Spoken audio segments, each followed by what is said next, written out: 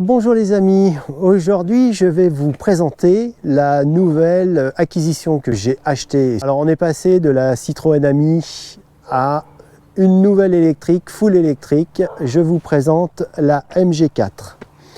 Alors voilà le nouveau véhicule que j'ai investi. Alors pourquoi ce choix? Eh bien tout simplement en ayant eu la Citroën Ami et toute... c'est une belle aventure et ça continue à en être une. Je ne vous cache pas que bon, les débuts ont été difficiles, mais maintenant on est bien habitué à la Citroën Ami et on a décidé de faire le grand saut directement dans l'électrique sans passer par une solution intermédiaire qui est l'hybride. Alors l'hybride c'est très bien, mais malheureusement ça ne résout pas beaucoup de choses. Ça reste une voiture thermique qui toute son énergie par l'énergie thermique du moteur. Donc j'ai décidé de prendre plutôt un full électrique. Alors est-ce trop en avance par rapport à ce que l'on a aujourd'hui? Est-ce une expérience que l'on va peut-être prendre avec trop d'avance? Mais bon, on va le voir et c'est pour ça que je crée aujourd'hui même la MG4 Family. Ça sera une page Facebook qui nous suivra tout au long de nos pérégrinations sur ce genre de véhicule. Alors, ce véhicule, c'est une MG4, finition Luxury et long range. Elle est très très belle. Enfin, moi j'adore. J'aime bien ce genre de design. L'avant est très réussi.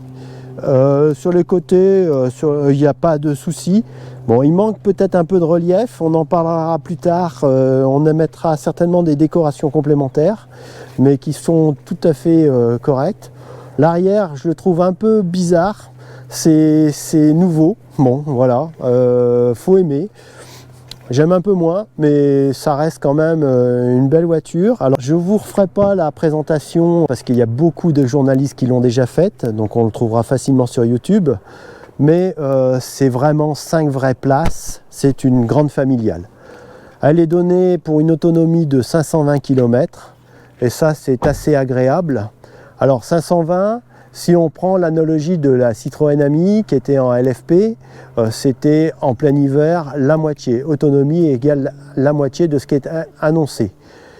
Bon, j'espère que sur ce genre de modèle, j'ai pris 520 pour miser sur 275 km d'une autonomie, on va dire, dans les pires des conditions, c'est-à-dire très froid, des pentes, etc., sur une route très chaotique.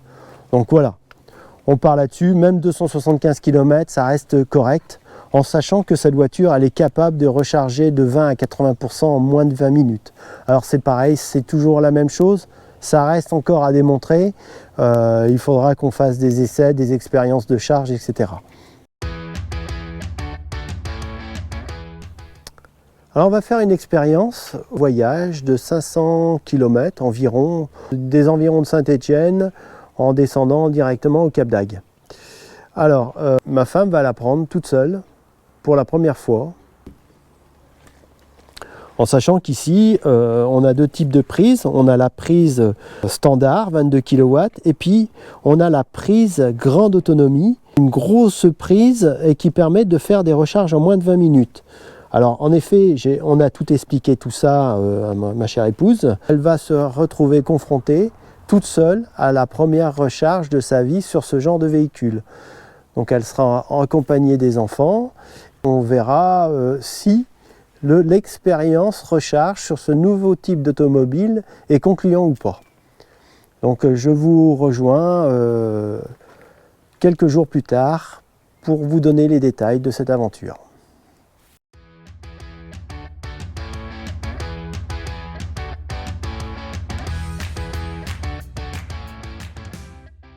Le chien est en place. L'intérêt dans cette voiture, c'est qu'il y a beaucoup de place pour le chien à l'avant. Ça, c'est quand même très sympathique. Ça y est, c'est parti. Il est 7h44 du matin. Nous sommes partis direction le Cap d'Agde. Prochaine étape, c'est l'aire de la Garde en face de l'aire de la Lozère, c'est-à-dire dans 2h19 minutes, 230 km. On devrait y être vers 10h. Si avant, on n'a pas fait déjà une pause pipi. Voilà. Conditions météo au top. On n'a pas le soleil dans la figure. Il pleut pas, il fait pas chaud, il fait pas froid. Donc peut-être même qu'on va se passer de chauffage et de clim et du coup on va économiser la batterie. À voir. Allez, c'est parti. Alors ça fait maintenant 1 heure qu'on roule. J'ai mis le régulateur de vitesse quasiment tout le long. Là on est sur une route à 130 et moi je l'ai mis à 120. J'ai pas osé aller jusqu'à 130 parce que je me rends compte que l'air de rien, il y a beaucoup de vent et on consomme pas mal puisqu'on est à 80% d'autonomie. On est parti à 100%.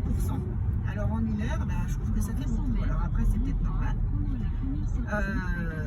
J'avais mis mon régulateur sur 115 sur une route à 110 en sachant que dans les virages, comme il y a beaucoup de virages, en fait le régulateur il s'adapte et du coup finalement je voulais beaucoup aller autour de 105. Voilà, première pause pipi, la suite plus tard.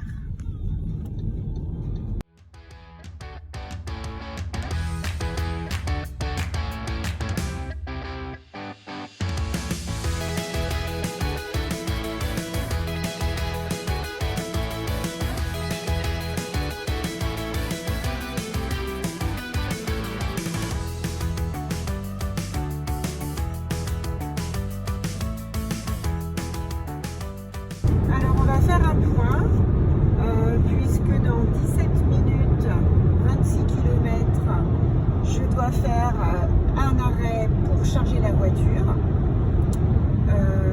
En consommation, là il me reste 34%, 72 km. Et donc il me reste 25 km à faire, on est bon. Je me suis fait plaisir quand même, puisque j'ai roulé à 130 quand c'était 130. 115 quand c'était 115, j'ai pas fait le 110 quand c'était 110, j'ai pas fait d'excès. Mais c'est vrai que quand le vendeur nous dit c'est bon, vous descendez dans le midi, vous faites vos 500 bornes sans recharge, c'est pas vrai puisqu'on fait de l'autoroute. Forcément on fait un peu de vitesse. À côté de ça, il y a toujours un peu de vent, alors peut-être que ça joue sur la consommation. Là vous voyez par exemple à 130 km/h, enfin j'y suis pas, je suis à 129. Allez, ça descend un peu, il y a des virages. Le régulateur s'adapte automatiquement. J'ai pas mal de montées et de descentes ici, donc je fais une grosse consommation parce que je suis à 23 kWh. Mais sinon, en moyenne, sur autoroute, quand c'est du plat, à bonne vitesse, on était à 20 kWh. Ça me semble raisonnable, c'est ça.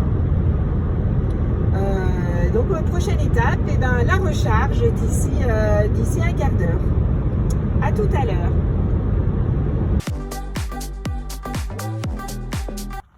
Alors ça y est, je me suis garée. On est sur la station de charge. Alors d'un côté on a Ionity, de l'autre côté on a les superchargeurs Tesla. On est quelques-uns quand même, 3 et 3, 6 voitures en charge alors qu'on est dans une période un peu creuse. Finalement, il y a quand même du monde. Donc, je ne sais pas ce que ça doit être l'été. Ça doit être un petit peu plein. J'ai ouvert mon appli Tesla. Chargez votre nom Tesla. OK. Oui, je suis là. J'ai choisi la station. Recharger ici. Alors, il faut que je trouve le numéro de la borne. Les enfants, vous voyez le numéro de la borne? 1B. 1B. 1B. Démarrer la recharge. Mais non, il faut brancher maman d'abord. Oui, je pense. Oui, il faut brancher d'abord, oui. Attendez. Allez, tout le monde descend, terminus.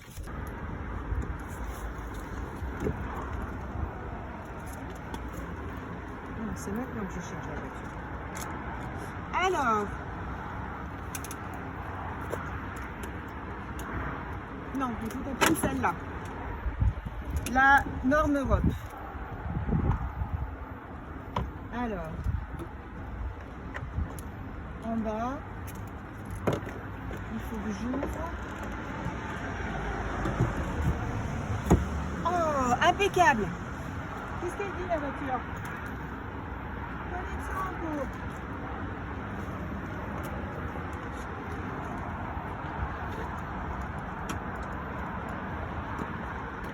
Dès que c'est vert, c'est bon. Dès que ça touche en vert, c'est bon. On attend. Finalement, elle est très facile à brancher. Elle est plus facile à brancher que les autres, là, les 22 kW.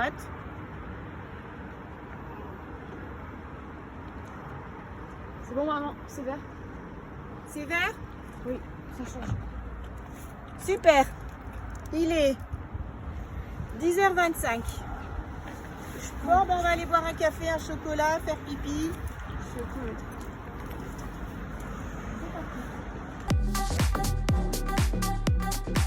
Alors voilà, on est sur l'aire de la Garde. On a chargé la voiture là-bas, à côté de toutes les Tesla, les Peugeot. Et on se demandait pourquoi les gens ils restaient tous dans leur voiture pendant la charge. Et bien en fait, c'est que rien n'est ouvert. Voilà, on est dimanche, on est pendant les vacances et pourtant rien n'est ouvert. Donc pendant le temps de charge, on peut ni aller boire un café, ni aller faire pipi. C'est un peu la loose. C'est le problème de ce parking Super Tesla, c'est qu'il est isolé de tout. Voilà.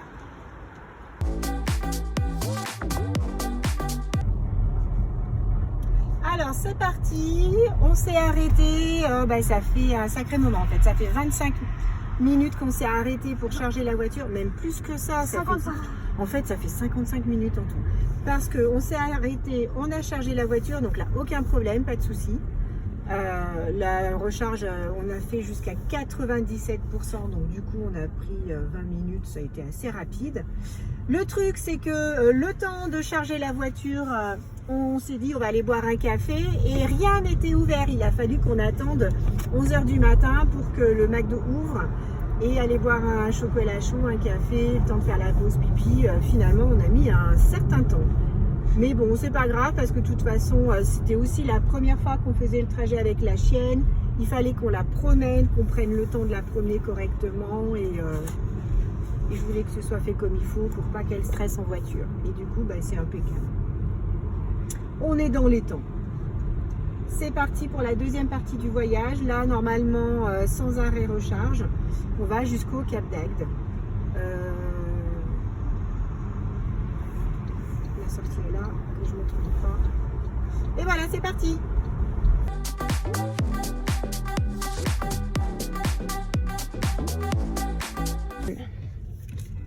Alors, on a fait une petite pause casse-croûte à Millau. On est descendu dans les parcs. Alors là, j'ai une autonomie de 67%, soit 231 km. Et il me reste 123 km à parcourir. Donc, on est bon, on peut aller jusqu'au bout sans problème. Et normalement, on devrait rester dans les 10-20%. On verra, justement, c'est ce qu'on verra à l'arrivée. Toujours pas de chauffage, toujours pas de clim, pas besoin. Et par contre, toujours beaucoup de vent. Voilà, allez, à tout à l'heure.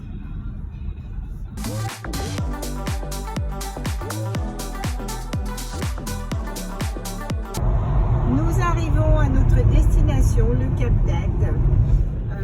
Le trajet complet, je ne l'ai pas. Je crois que c'est 520 km. Et écoutez, là c'est pas mal. J'ai fait une seule charge en fait. Il me reste encore 38%, soit 137 km. Consommation moyenne, je dirais 19 kWh. Donc en fait, c'est plutôt pas mal.